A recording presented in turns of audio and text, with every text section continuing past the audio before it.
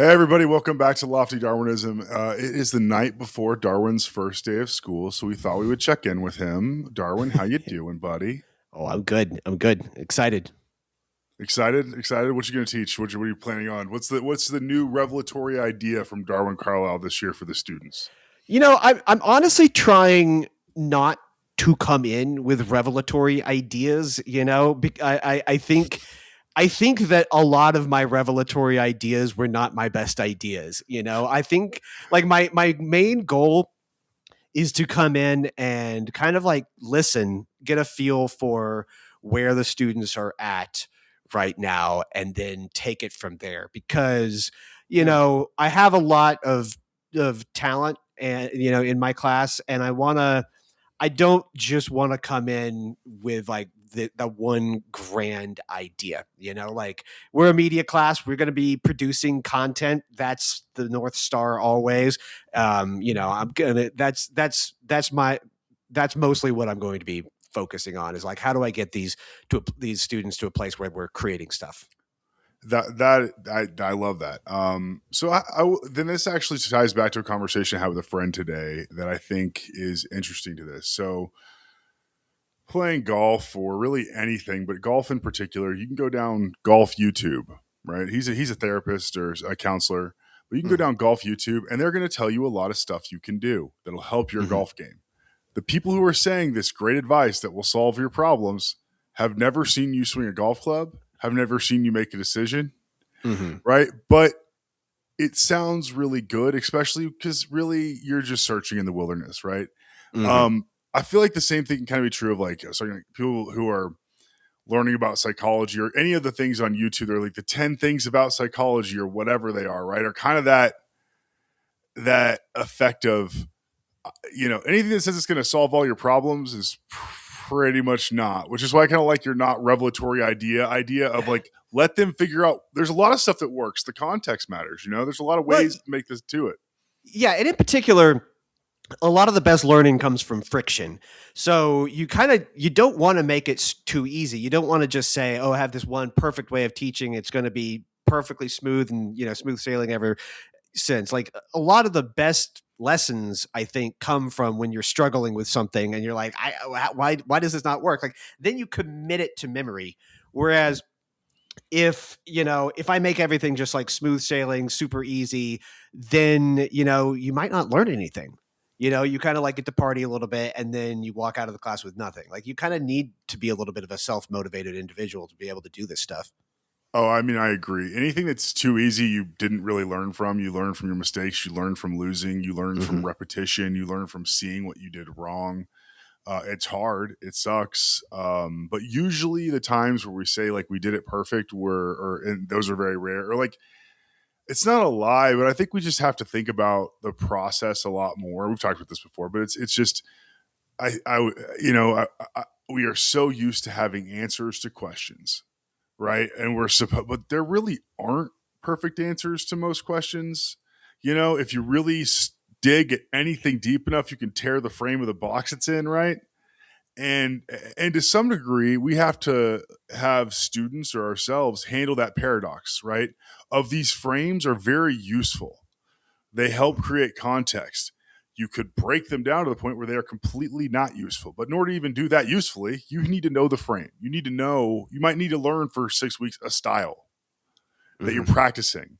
You learn a frame of reference and then you do something different, right? Like it's impossible to create actually from a blank slate completely.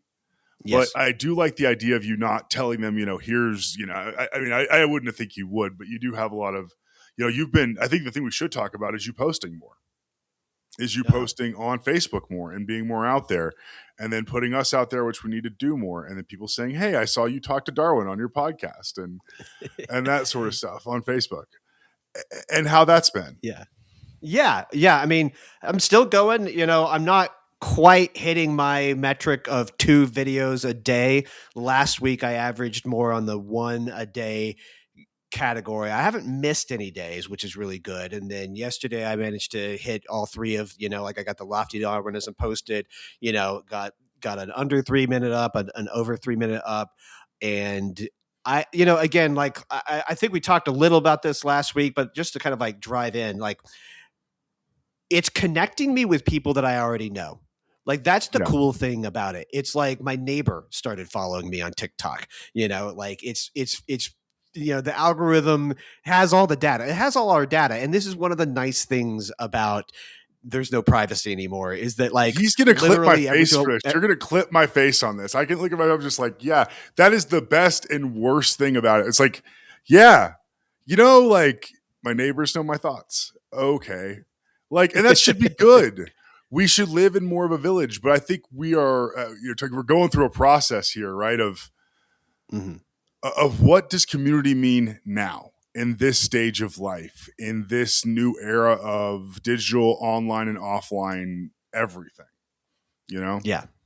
Yeah, I mean, you're right. Like it's new, it's different. We kind of used to live in villages, then we all got like isolated into our little cubbies with our machines and computers and phones, and now the digital life kind of returns us to that moment where like if I'm spouting off about you know the best year for TV. That one got a lot of interesting response. I actually recorded a follow up oh, today. So I nice. was talking about, like what was the golden year of television? My offering was 2017 when we had Game of Thrones, Twin Peaks: The Return, Rick and Morty back in its like absolute prime, Veep and Silicon Valley, like all like dropping on Sunday night. Mm. Like it was.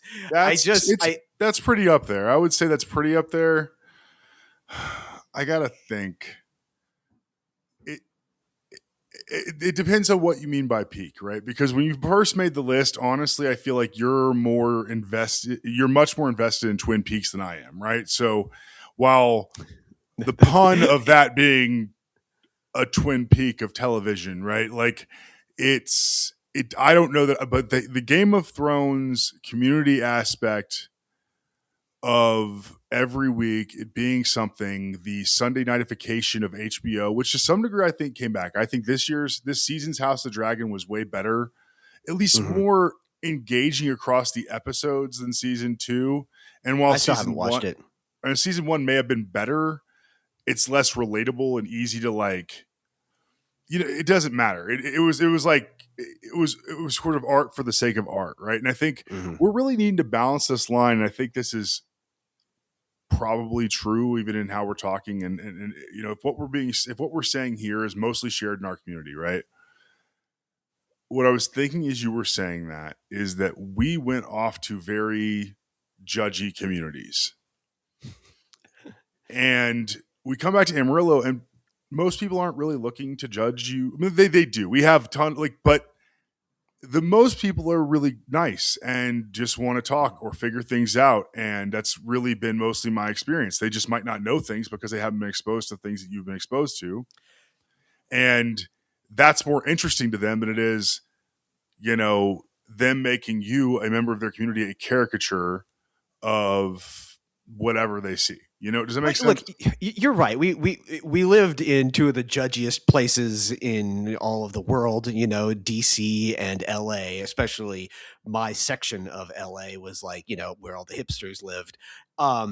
What even is a And I hipster? guess what I would say to that is, I mean, look at Game of Thrones. I mean, I think Game of Thrones, even if you never read the books, is perfectly watchable as a series. And if you didn't read the books, I think it doesn't go off the rails. I think most of the problems with season 6 really come down to it just wasn't the ending that we wanted from the books. But if you never lived in that arena, I think that the Just show plays very well. when did you Um, last rewatch season 7 and 8? okay, so yeah, here's why I think this is because in anticipation of the very last season, I watched the show all the way through, and I was astonished at how much better even season 7 felt. As just like one big binge, it feels like there were a lot of decisions that felt bad as a show whenever it was they first departed from the books that is less of a blow when you if like when you're just like only reacquainting yourself with like the TV version Okay. of the world? I think I watched it about 6 months ago, all the way through again. And what I came to it's that there were some really amazing things about 7 and 8, and they drove conversation over Mm-hmm. 6 as opposed to 8 or 10 episodes, which is also part of that problem. Yeah. But binging at that time, I could just feel the difference. I know I anticipated it, but I could just feel it. And then as I got to like, it was some parts of it were just very peak, like amazing, true filmmaking. But they were also, it wasn't just detached from books that don't exist. It was detached from the tissue and the connective tissue that really made Game of Thrones as great as it was. Because I think that like really those first 6 seasons aren't crazy big until later on, and they're amazing television.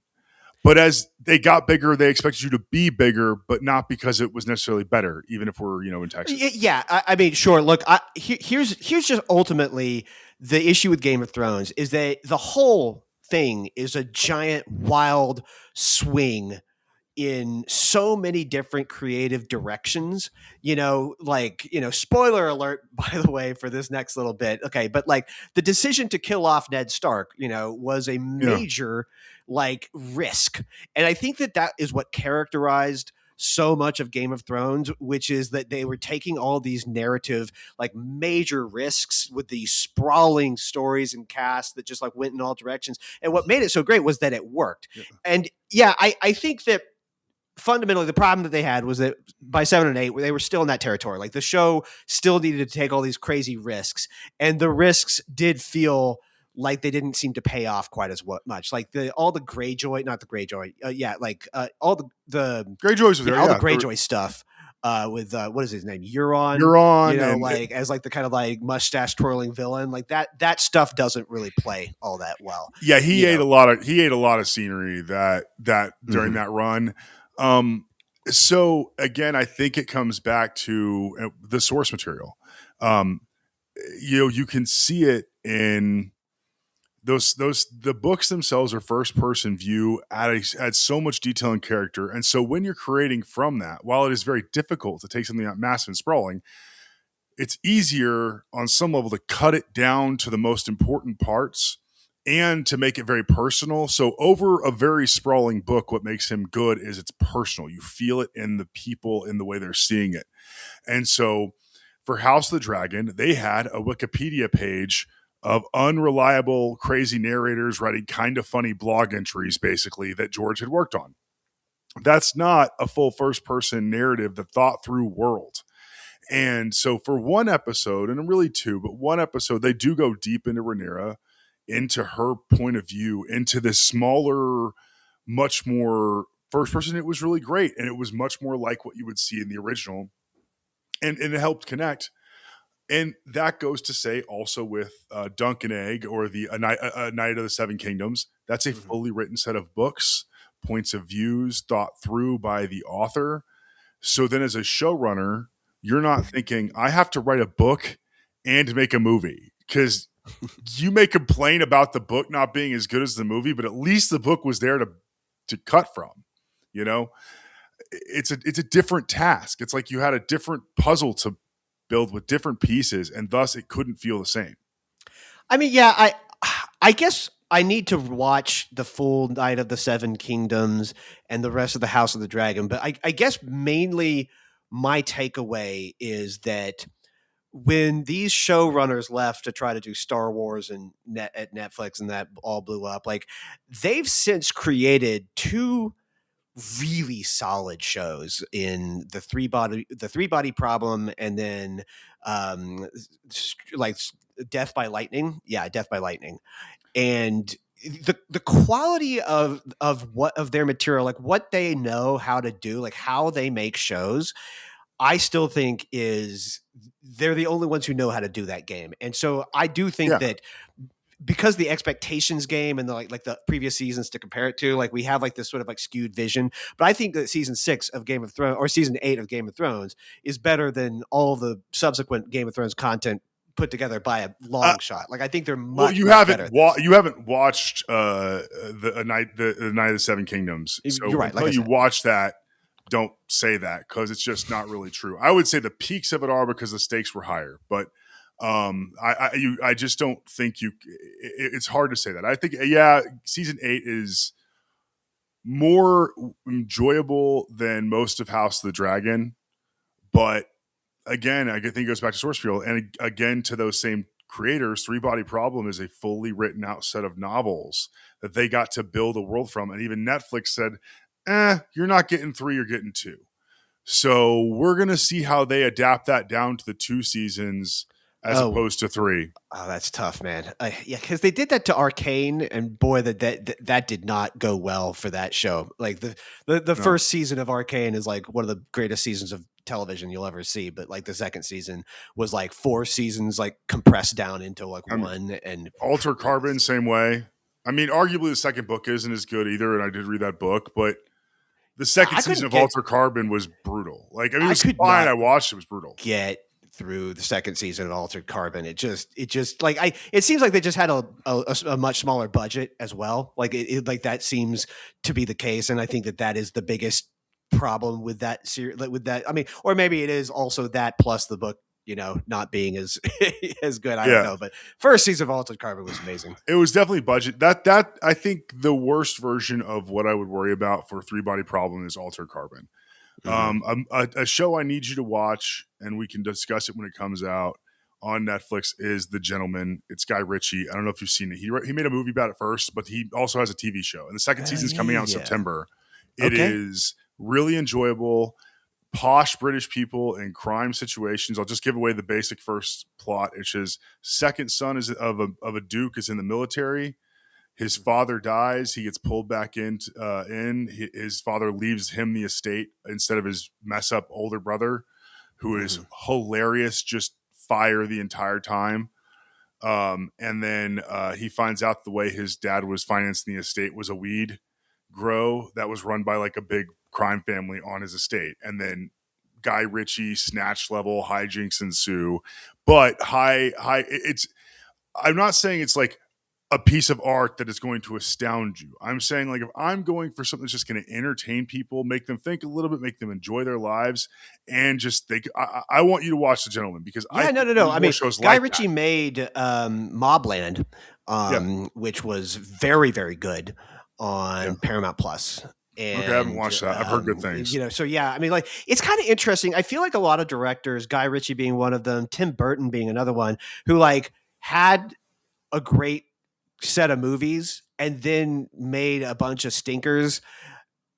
Somehow like television seems like a better format for them because like Tim Burton and Wednesday, like it's kind of like not really geared towards me. It just seems like it's marketed a little bit too much towards the young, but it's still like a very good show, and it's kind of like all of the best things that you love about Tim Burton come alive in Wednesday, and so I can never like Guy Ritchie, he made Lock, Stock, and Two Smoking Barrels, Snatch, like those two back to back absolute bangers. To like just like we were quoting those movies like all of the time, and then he like started dating Madonna, and then he made Swept Away and all of these like crazy things. He kind of bounced back a little bit with the Sherlock Holmes movies, but for the most part, like, he never got back to his glory days. So it seems like maybe he's finding his feet again. Yeah, and he's doing stuff that he likes, allowing him. I think he probably resented the first half of his own career a little bit, like a lot of authors do. And I think The Gentleman, he did a movie of it first in 2018, and now it's a version in the UK that, because he's like, this world was tucked into a movie because it's one cool show, but realistically, you can do a version of this for episode after episode that will be like the Italian Job level or Ocean's 11, but like level of fun. And you might not. I mean, it's like Billion meets crime, right? I mean, Billion is crime. Because I was such a movie purist for such a long time, it's taken me a really long time to come around on this. But watching Fargo, the show, convinced me that yeah, the show is actually better than the movie by a pretty significant margin Oh, as well. Like this yeah, is what made people love the movie just works even better if you just give them more of it. Like Fargo, the yeah, show is one of the best TV shows I've ever seen. yeah. I mean, I'm gonna have to. I mean, I don't have to watch it, but I probably should put it on. I watched a movie called About Last Night, which is really old, from like 1986, and it was Demi Moore and Rob Lowe. And thinking about, like, that movie, you see in that movie, I think you see it in St. Elmo's Fire. These movies at that time influenced so many other things after them that they might not even get full credit for. I mean, Mhm. basically, every romantic comedy, they act like it goes back to When Harry Met Sally. But in reality, the real formula of two people meet one night, they both got jerk best friends, and hijinks ensue, which is really more of the romantic comedy formula was, um, is in that movie. And it's a little unrealistic, and it came from a play, right? It came from a Mamet Mhm. play, and you know how good a writer he is, right? So if you can take that level of, I you know, I think that what we maybe we'll figure out, because you don't know it at the time, but good art like that, some of those good '80s movies that became good were amazing plays first. They were killing it on the stage, which means that it had been worked with. That material had been really worked with. You know what I'm saying? And like that, I hope that comes back now into movies, because we need more everyday movies. You know what I mean? Yeah, I mean, you're right. Like the 80s and 90s were kind of like this crazy heyday of the romantic comedy. Although I would say, like, I do think that harkens back more to 1940s, like 1930s and 40s golden age of Hollywood screwball comedies, because like one of the absolute like top tier types of movies that got made back in the 30s and 40s were Yeah, these screwball comedies where you had like this sort of like double billing. It's weird. Of all the kind of like crazy truths about Hollywood, like there was this real equality in the sexes in terms of like they were both equally famous for the most part. The guy and the girl, and so you had all of these movies being produced where it was like they're getting together and they have yeah, all of these sort of vaudeville friends that are like creating hijinks. I think the difference with what happened in the 80s is that they really kind of like sapped it up. They kind of figured out how to merge that sort of like yeah, wit with an incredibly like tear like heart tugging yeah. type of ending, which you didn't really have back in the 40s. You had more like sort of analytical type comedies. You're right. I mean, yeah. Think about the endings. I mean, you've got like the dramas. Like, I mean, yeah. I feel like the way we end in movies is different. Through every generation to some degree, which is a much longer conversation about like what does society expect from endings and things, and what are we willing to accept from endings? Are we willing Like, to have you accept? seen Breakfast You at know, Tiffany's? no, I've seen most. I've seen parts of it. I haven't seen the whole I, thing. I need to watch you it. know, I, like that. That's a great example of an evolution, like sort of like this, sort of like bridging these gaps. Because Audrey Hepburn is at the height of her career in that movie, and and it's a very funny movie. It's not particularly sentimental. It's got sentimental like stuff to it, but it's more deadpan. There's a lot more of just just the comedy bit that kind of eventually resolves into a romance. Like, but you don't really have so much that sort of, what's the smarmiest, like romantic comedy? Like, okay, like any Billy Crystal movie or Meg Ryan movie, or like That's those really take it when to Harry a, Met Sally. yeah, yeah, absolutely. Like, those take it to a much more, sentimental level that, I mean, like, what's his face? Ryan, no, who was the guy who got stabbed to death by his son recently? Rob I Reiner. was about to say, are you going to say R.I.P. for like a true great in the industry? Like, Rob Yeah, Reiner can be annoying, absolutely. but a truly great, like, overall, like him and I mean, what's his name? Why am I say Opie? Why am I the guy now? He's an amazing director. Oh yeah, right. Yeah, I'm blanking on it too. And That's Apollo's 13. yeah. Freaking it just Rob. Uh, oh my god, we're missing Rob Reiner, and I know he's like freaking Opie from the Andy Griffith Show, which is literally the oldest Ron possible. Howard. Ron Howard. Ron Howard. Yes. Yes, Rob Reiner and Ron Howard. Maybe that's why it was so hard to get. But you could argue that those two guys had like mirror image doppelganger careers, right? From how they started through how they got there, like the transition from actor in major sitcom that was iconic to and life lessoning at very different times, right? I mean, Mhm. what Andy Griffith was trying to do in his time to teach people about stuff and yada yada yada. I mean, was one thing, and what All in the Family was trying to do by satirizing racism and exposing the ignorance of the dad and all of that through the rest of his movies were I mean, I think he was a little high on his own supply sometimes when I heard him interview, but RIP, man. Like I feel, I mean, he was a truly great director that you just movies you want to live in a little bit, Well, yeah, and his father, Carl Reiner, created the Yeah. Dick Van Dyke Show. So like he comes from Hollywood royalty, Yeah. completely, and you can really start to see, as Hollywood matures and gets bigger budgets, it starts to kind of like swing for the fences in the 80s. It really Hmm. goes into a real sort of like just romantic, just to the max. It takes Well, everything to 11, do you as remember Rob do you Reiner. remember the movie North, which he did? It was not a big hit, but it would have come out when we were kids, so we would have been about that kid's age where he's like he I think he ends up in Alaska. It's how I learned, or it may or may not be true, that like Inuits put their grandparents on like icebergs to like out to sea. It's that movie where like kids learned Hmm. that fact. And I don't like fact being very loose right here because I don't know that it's a fact. Any number of things could have been urban legends when you're that age, but Hmm. even that was considered a failure. But the actors in it go on. I just think that time period in Hollywood spawned so much from the 80s into the early 90s of that peak studio pre breakups, pre streaming time when you were getting 8 movies out sometimes a weekend, right? Like it was a little bit nuts, and they didn't all have to be, tent poles. You know, Well, I cover this like there. We didn't ever get to really see, and even our parents never really got to see like the biggest drop off in movie production, which was between like 1946 and 1954. Television and Paramount versus the United States Supreme Court decision that broke up the studios.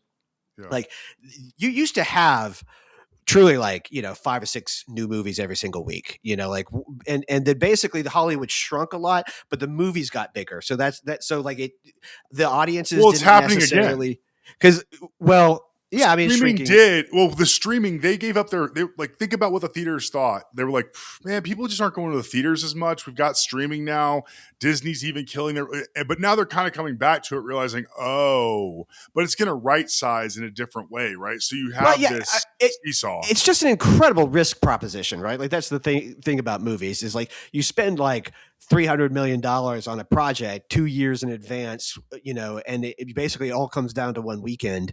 Like that's an Yeah. insane like risk proposition if you don't already know what you're doing. So the fact that like the Odyssey got made at all is still like a revelation. Like it's astonishing that Well, occurred. yeah, and you can hide, especially streaming TV shows, in black boxes where the numbers don't matter. They matter, but you can't tie anything really to someone's subscription. You can tie a box office ticket sale to the success of a movie in a way that Mhm. is outsized to everything else. Whereas you make a streaming TV show, its success is kind of nebulous. Its financial impact is kind of nebulous. But you have rankings and numbers, whether they're true or lies or whatever. They are every single weekend, every single day. There was a direct tie to what the value of this media was, right, Yeah. in the movie theater. Well, yeah, and I guess that's my point is that this has always been ever since again the first TVs came out. A big question is why go to the movies if you've got the movies at home? And the answer is always, well, the movies are bigger. And you just have to keep on making that true because as people get home speakers and bigger TVs, the movies don't necessarily start to feel as big. And so you kind of have to continuously make it a cultural moment, make it like, Barbenheimer, where it was, like it was a thing. It was like, you're going to like go to these two movies simultaneously. Like I knew several people who went to both movies in the same day, like it was that type of event, cultural event. That's what I, Chris Nolan's Odyssey was. Like it's just like, you have to make it a reason to go out and get people I into I seats. I think that's true on this journey back, but part of what made the older version of this work, the second boom, we'll call ours the second boom, right? That time in the 90s through like those big blockbusters was the habit of going to the movies because multiple things were there, good things, average things, big things, little things, all types of them, right? And Hmm. so yes, we need like the events to get people there, but we also are lacking third spaces in America. We've talked about where you can be around other people. And the reason not to watch on your phone or in your house is because I'm sick of my phone and I'm sick of my house and I want to be around other people and I'd like to be social again. And I think that is going to provide a tailwind to all this that will allow the mid-tier movies, I think, to come back better than they were. Because honestly, why is Netflix buying these things? What could Paramount do? Like they can run commercials on the old model and show you what a show made.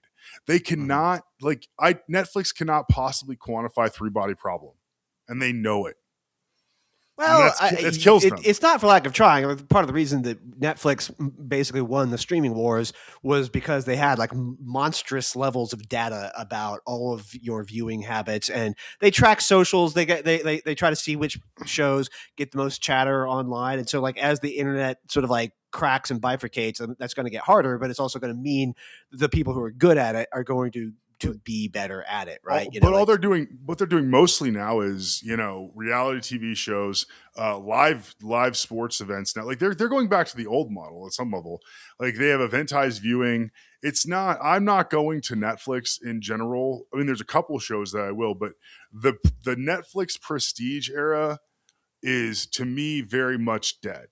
Like there will be a few amazing things that stick out on Netflix, but it's really hard to get the buy-in for the quality when certain things are near each other. And I think we've lost that understanding, and I think it cheapens HBO sometimes with the Max stuff. The way in which we have lost the segregation of shows means it's hard to even value what you want to watch inside these oh services. yeah, I mean, I definitely think a lot of corporate suits completely bungled HBO, and they had no idea what they had built. They had no idea how valuable it was, and it is to HBO's immense credit that they are still able to produce absolutely amazing shows like Hacks, and they're Yep. like, and I take your word for it that House of the Dragon season 3 is good. Like season 2 was just so sufficiently bad that it did not make me excited to to Yeah. come back to it.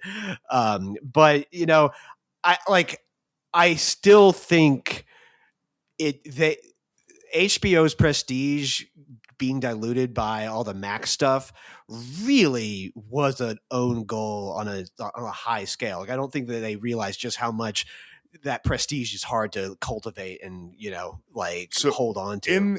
in their attempt to bring it back, and I need you to watch this show too, and it's one a week. It's Lanterns. This may be the death of the superhero TV show. It's not bad. It's actually pretty good. It's Kyle Chandler. It's you'll look at the creators. But the first episode came out in the pilot, and it's a Green Lantern show, much Yeah. more noir, much more detective. It's very interesting. It's not like a noir. I shouldn't say noir. It is they're moving they cheapened superheroes by putting them on TV to some degree in the wrong ways. There's certain superhero TV shows that work great on television, some that really don't. We will see what happens with this, but I think you would watching that. It's a Sunday night HBO. It's what they're doing it now. After House of Dragons over, which is now it's over.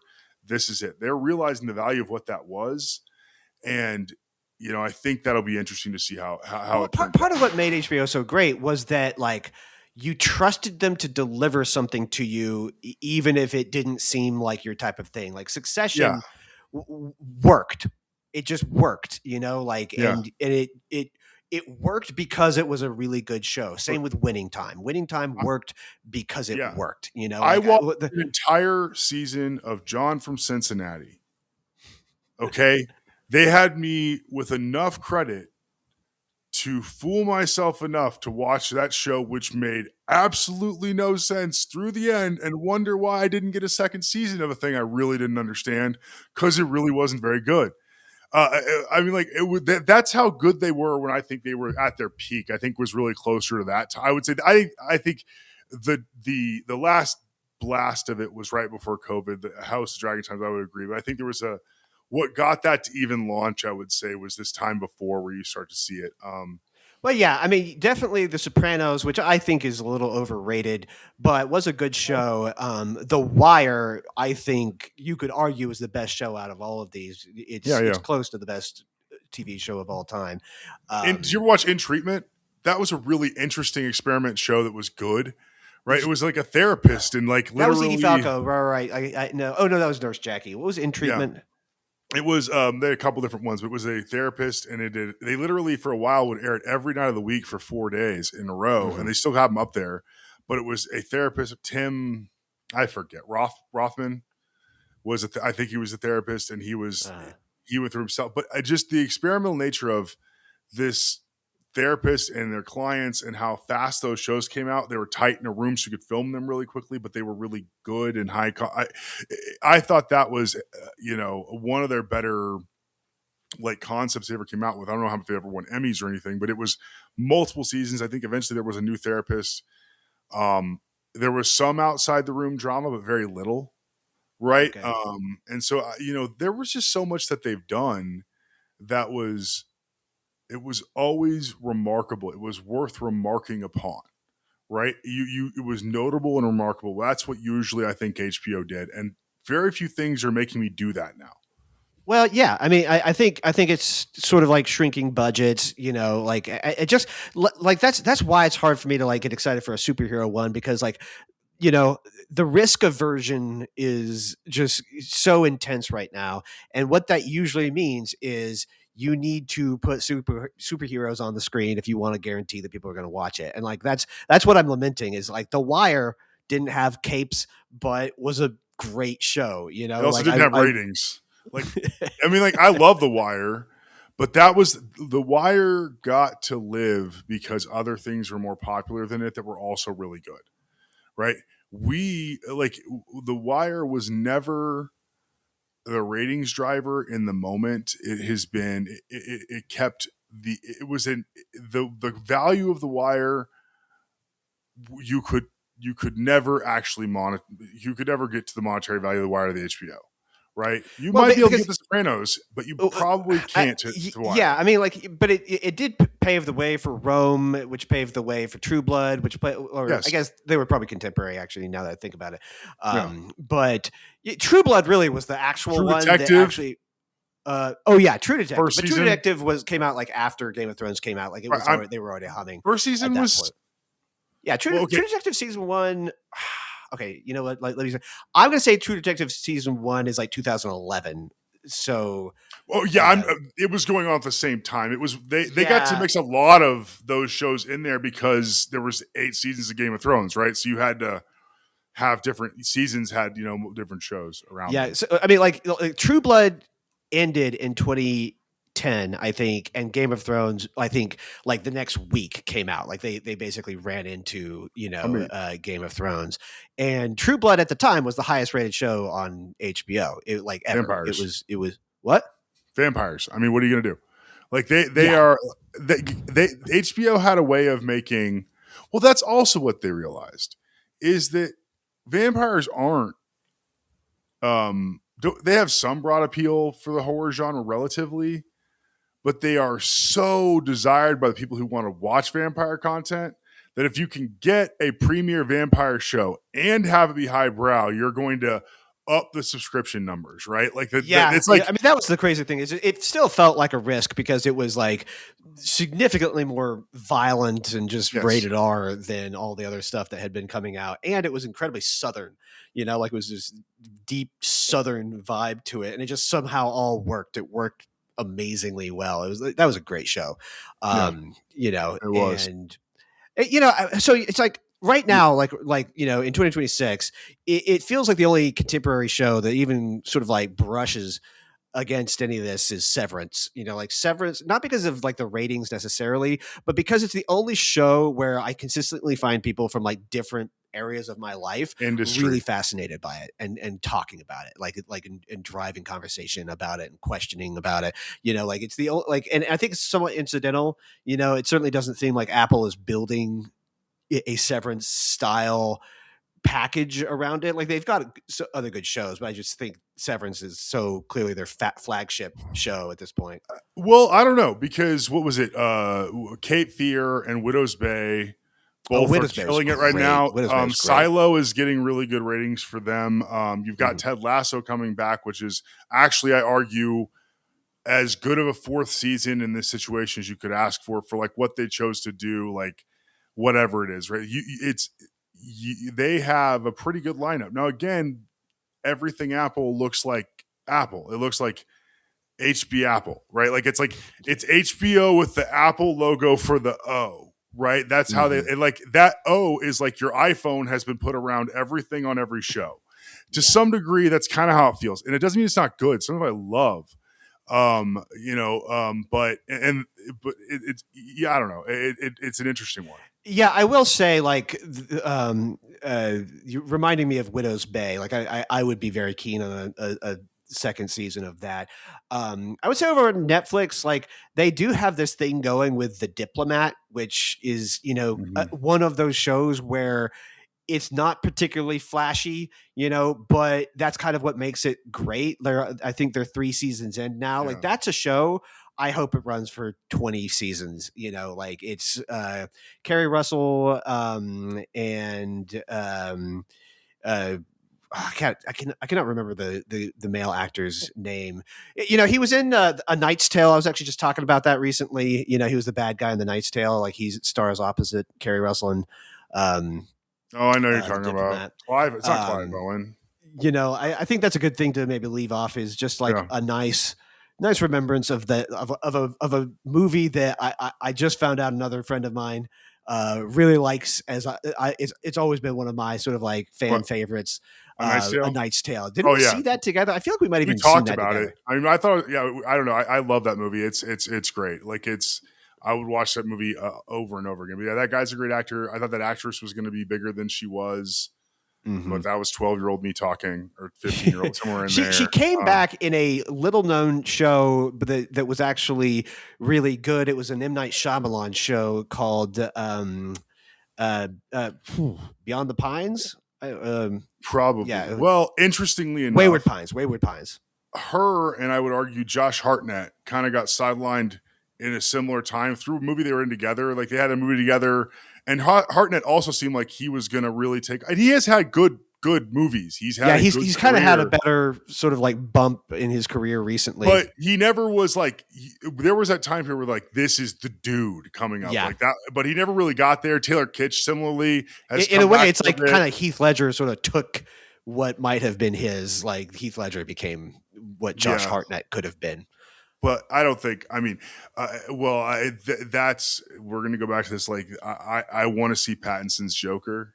Like, he's the only person I would see right now who would get, I think, on the level Oh, but man, he is on of fire lately. Like he's just like he who has like he's one of those guys like Brad Pitt or Leonardo DiCaprio that really could have gotten yeah. pigeonholed into a very like different career, but Oh, deliberately took weird projects over and over again, and now he's like this Matthew McConaughey level. Like you know, just people respect him, they're interested in him. He's funny, interesting, gets himself into all the best movies, and he has all these amazing movies coming out. Like, yeah, he's I, on fire.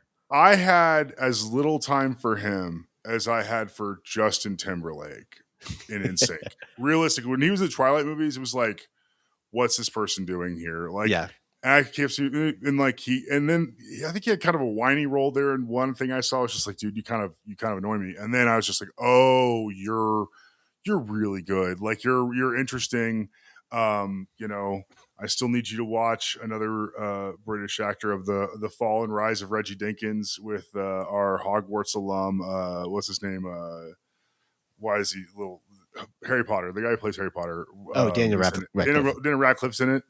As I said before, he is a professor at the University of Maryland School for Documentaries, Anime, and Porn. So I think it's a good watch for you. Okay, text me that link. I will. All right, man. Anything else we should talk about before we get back next week on probably more political other stuff? We just we'll get back to politics at some point, but it's good to nerd out about TV. I am. It is fun to kind of like reflect back on all these great shows and look forward to Robert Pattinson's Batman 2028 probably. Never see. All right. All right. Left to Darwinism. See you, Matt. Bye.